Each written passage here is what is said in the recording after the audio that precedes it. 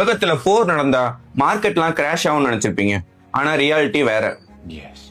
Israel Iran வாரப்ப கூட Israel market பெருசா இறங்கவே இல்லை. சின்ன டிப் வந்துச்சு, ஆனா சீக்கிரமா ரெக்கவரி ஆயிடுச்சு. அதே மாதிரி இந்தியா பாகிஸ்தான் வாரப்போ ஷேர் மார்க்கெட் சின்ன டிப் வந்துச்சு, ஆனா திரும்பவும் ரெக்கவர் ஆயிடுச்சு. அந்த டைம்ல கூட டிஃபென்ஸ் ஸ்டாக்ஸ்லாம் நல்லா பெர்ஃபார்ம் பண்ணுச்சு. நீ என்ன சொல்ற? சோ இதுல இருந்து என்ன தெரியுதுன்னா, மார்க்கெட் இறங்கும் ஆனா கண்டிப்பா ரெக்கவர் ஆயிடும். அதுவும் நீங்க மியூச்சுவல் ஃபண்ட்ஸ்ல இன்வெஸ்ட் பண்ணீங்கன்னா அவங்க ஒரு பவர்ஃபுல்லான திங்க் பண்ணுவாங்க. அப்போதைக்கு இருக்க பெஸ்ட் கம்பெனிஸ்ல இன்வெஸ்ட் பண்ணுவாங்க. பெர்ஃபார்ம் பண்ணாத கம்பெனிஸை சேல் பண்ணிட்டு புது கம்பெனிஸ் வாங்கிக்குவாங்க.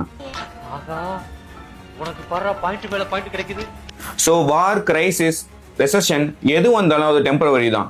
லாங் டேர்ம்ல கண்டிப்பா வெல்த் க்ரோ ஆகும். So start investing early and stay consistent. இது மாதிரி யூஸ்ஃபுல்லான இன்ஃபர்மேஷனுக்கு நம்ம பேஜை ஃபாலோ பண்ணிக்கோங்க.